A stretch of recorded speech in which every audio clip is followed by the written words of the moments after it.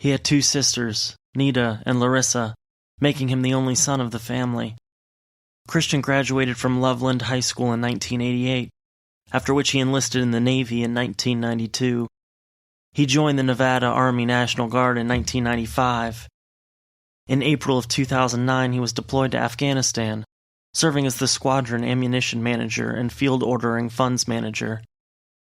Throughout his service, he was awarded many decorations, which included the Combat Action Badge, Meritorious Unit Commendation with Oak Leaf Cluster, the Legion of Merit, Meritorious Service Medal with Oak Leaf Cluster, the Army Commendation Medal, the Army Achievement Medal with 4 Oak Leaf Clusters, Armed Forces Expeditionary Medal, Southwest Asia Service Medal, and the Afghanistan Campaign Medal with 1 campaign star. At the time of his murder, Sergeant Reed was engaged to be married to Stacia Green. He also had 4 children, Sarah, Ariek, Sydney, and Michael. He was 38 years old at the time of his death. Founded in 1959, Carson City is the capital of Nevada. It is named after famed mountain man Kit Carson. The 6th largest city of Nevada, it covers 157 square miles and, in 2010, hosted a population of 55,000 people. Locals say that there are only 3 seasons in Carson City: frigid winters, sweltering summers, and something in between. The largest employer of Carson City is Carson Tahoe Health, followed by the Carson City School District. In total, there are 6 elementary schools, 2 middle schools, 1 high school, and 1 alternative high school.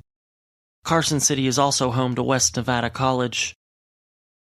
The schools alone don't make it an excellent place for raising a family and settling down. Carson City is also home to numerous museums and beautiful neighborhood parks. Among the local animal life are a domestic herd of mule deer that will frequently feed on the vegetation making up the residential landscaping. Sitting less than 30 miles from Lake Tahoe, the residents can also easily venture to the outdoor wonderland of the lake for swimming, camping, and water activities in the summer and skiing and snowboarding in the winter. Finally, the city is connected by a historic train to the town of Virginia City. The historical tour takes riders back in time to 1868, when the Virginia and Truckee Railroad Company was established and used to transport heavy ore from the mines to the mills along the Carson River. Given the cultural and outdoor adventures offered by the city, it is no wonder the shooting victims made this place home during the time that they were alive. Brent was born in Mexico on July 22, 1979. His family later immigrated to the United States in 2001 and settled in South Lake Tahoe, where they opened the Mi Pueblo meat market. Brent lived with his parents until his death, working the cash register at their store. He was described as friendly, gentle, and quiet. In 1999, following a noticed change in behavior, Brent was diagnosed with paranoid schizophrenia. He complained about being harassed by his coworkers, who saw such a disruption and increase in his paranoia that they asked his family to get him help. The disturbances continued until he was finally declared permanently disabled in 2001. Brent seemed aware of the dangers of his behavior. On several occasions, he voluntarily hospitalized himself, and at one point, gave his mother the keys to his gun safe out of fear his illness would lead him to violence. Terrified to pass down his illness to any future children, he avoided any type of romantic relationship with others. In the months before the shooting, the devout Catholic, Brent, reported demons were chasing him, and that he heard voices telling him to harm others. Despite the keen awareness of the nature of his illness, the autopsy performed following the shooting found no traces of his antipsychotic medication, suggesting he had stopped taking them sometime prior. Brent left no note or explanation for why he took the actions he did, though there are clues. In January 2009, he filed for bankruptcy after running up $42,000 in debt. This debt included his car payments, credit cards, and perhaps most telling, his mounting medical expenses.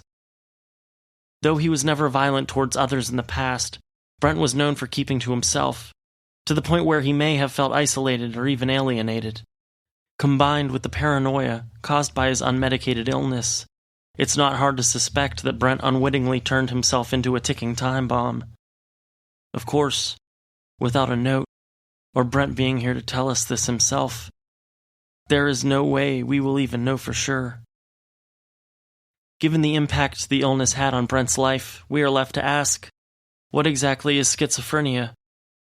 The Mayo Clinic describes it as, quote, a serious mental disorder in which people interpret reality abnormally and may result in some combination of hallucinations, delusions, and extremely disordered thinking and behavior that impairs daily functioning and can be disabling.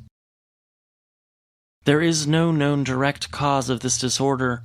There is no known direct cause of the disorder, though it has been found to be sometimes linked to genetics. Recent research has found a possible association between schizophrenia and malfunctions in the brain's production of dopamine, as individuals taking medication like L-Dopa have been found to develop schizophrenic-like symptoms. Unfortunately, like many psychiatric disorders, there is still much research required to understand the illness fully, and therefore, there is no known cure at this time. Schizophrenia can manifest in different ways, with multiple symptoms that can vary from person to person. The most commonly known symptoms are hallucinations, either auditory or visual. In Brent's case, he reported auditory hallucinations, telling him to hurt others. Another common sign seen in Brent were his delusions. In his case, Brent held the delusion of persecution, which led to his belief that his co-workers were out to get him.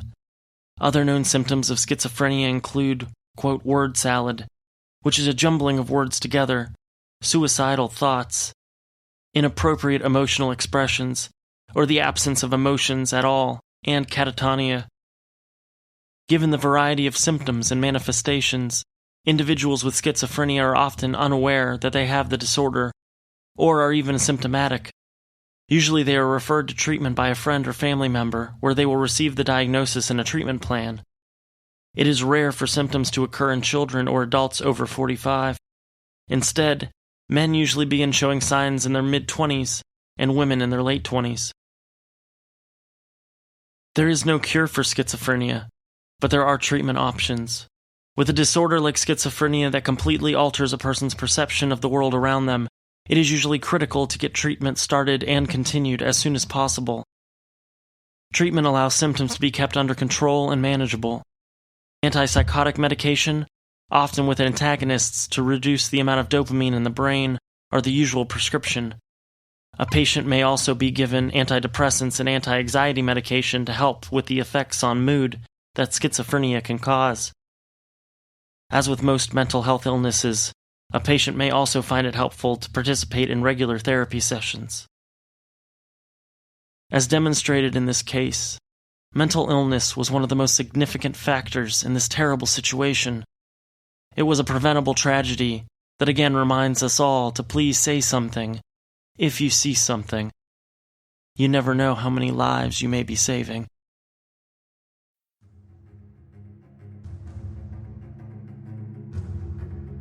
Thank you for listening to today's episode of Active Shooter, the podcast.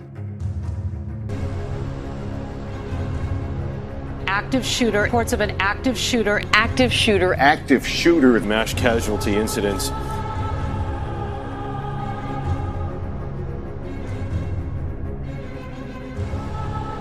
Make sure to check us out on social media. We have a discussion group on Facebook. Just search for Active Shooter, the podcast discussion group. You can also find us on Instagram at Active the Podcast and Twitter at Podcast Active. For just $1 a month, you can get access to ad-free episodes, early release episodes when available, and a shout-out on the show. Just go to patreon.com/Active the Podcast. Thank you, and be safe.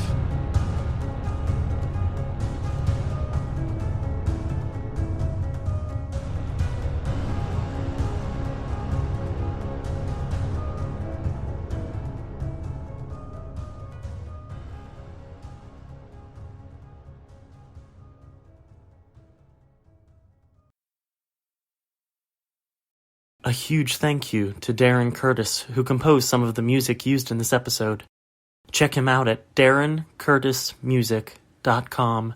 DARRENCURTIS music.com.